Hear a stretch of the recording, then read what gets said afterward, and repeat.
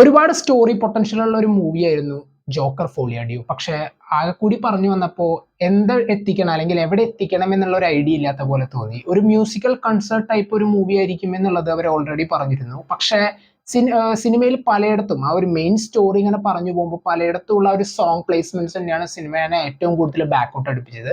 And lady ഗാഗയുടെ ആ ഒരു Harley ക്വിൻ എന്ന് പറയുന്ന ഒരു ക്യാരക്ടർ, ആ ഒരു ക്യാരക്ടറിനെ ഇതിൽ ഫോഴ്സ് ചെയ്തിട്ട് കൊണ്ടുവന്ന പോലെ തോന്നി. ആ ഒരു ക്യാരക്ടർ ഇതിൽ ഇല്ലെങ്കിലും ആ സ്റ്റോറി വെച്ചിട്ട് ഒരുപാട് ഡെവലപ്പ് ചെയ്യാനുള്ള പോസിബിലിറ്റീസ് ഉണ്ടായിരുന്നു. പക്ഷെ അതൊന്നും ചെയ്യാതെ ആ ഒരു മ്യൂസിക്കൽ കൺസേർട്ട് ടൈപ്പ് ആയിട്ടുള്ള രീതിയിൽ കൊണ്ടുപോയപ്പോൾ ശരിക്കും എവിടെ എത്താത്ത രീതിയിലായിരുന്നു സിനിമയുടെ പിന്നീടുള്ള പോക്ക്. ചില ഭാഗങ്ങൾ ചില മൊമെന്റ്സ് നല്ലപോലെ വർക്കൗട്ട് ആയിരുന്നു. പക്ഷെ പടം കണ്ടു കഴിഞ്ഞപ്പോൾ ഇതാണോ പ്രതീക്ഷിച്ചതെന്ന് ചോദിച്ചു കഴിഞ്ഞാൽ ഇതല്ല. കാരണം അതിന് 2019 ഇറങ്ങിയ എന്റെ ഫസ്റ്റ് പാർട്ട് നമുക്ക് അറിയാം. സ്റ്റിൽ ആ മൂവി എന്തുകൊണ്ട് ഇത്രത്തോളം വൺ ഓഫ് ദ ബെസ്റ്റ് എന്ന് പറയുന്നതിനുള്ള റീസൺ നമുക്കറിയാം. ഒന്ന്, ആർതർ ഫ്ലെക്ക് ആയിട്ടുള്ള ജോക്കിൻ ഫിനിക്സിന്റെ ആ ഒരു പെർഫോമൻസ്, ജോക്കർ അത് എടുത്തു പറയാണ്ട് വയ്യ. ഈവൻ ഇപ്പോഴും അതിന്റെ തിയേറ്റർ റെസ്പോൺസ് വീഡിയോസ് ഞാൻ കാണാറുണ്ട്.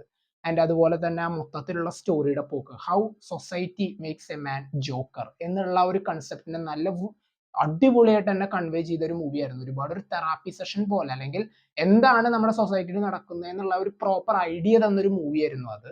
പക്ഷെ ഇതിലേക്ക് വന്നപ്പോൾ അതൊന്നും അധികം ഫോക്കസ് ചെയ്യാതെ ഇങ്ങനെ പറഞ്ഞു പോയ ഒരു പോക്കായിരുന്നു. അല്ലെങ്കിൽ ആ ഒരു മ്യൂസിക്കൽ കൺസേർട്ടിനെ ഒരുപാട് ഡ്രാഗ് ചെയ്ത് കാണുന്ന പലയിടങ്ങളിലും ഭയങ്കര ലാഗ് അടിപ്പിച്ച് കൊണ്ടുപോയിട്ടുള്ള ഒരു അവസ്ഥയായിരുന്നു. ആൻഡ് അത് തന്നെയായിരുന്നു ഈ സിനിമയുടെ മെയിൻ ആയിട്ടുള്ള ഒരു നെഗറ്റീവ് ആയിട്ട് തോന്നിയത്. കാരണം ഈ ശരിക്കും ഈ ഫസ്റ്റ് പാർട്ടിലത്തെ സംഭവങ്ങൾക്ക് ശേഷം 2 വർഷങ്ങൾക്ക് ശേഷം നടക്കുന്ന കോർട്ട് ട്രയൽസ് ആണ് ഇതിൽ കാണിച്ചിട്ടുള്ളത്. അവർക്ക് അതന്നെ ഫോക്കസ് ചെയ്തുകൊണ്ട് ഒരുപാട് കാര്യങ്ങൾ അതിൽ കൊണ്ടുവരാവുന്ന പോസിബിലിറ്റീസ് ഉണ്ടായിരുന്നു.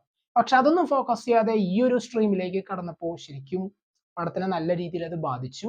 ആൻഡ് ആർതർ ഫ്ലക്ക് ആയിട്ട് ആസ് യൂഷ്വൽ ജോക്കിൻ ഫിനിക്സ് കിടിലനായിട്ട് തന്നെ പെർഫോം ചെയ്തു.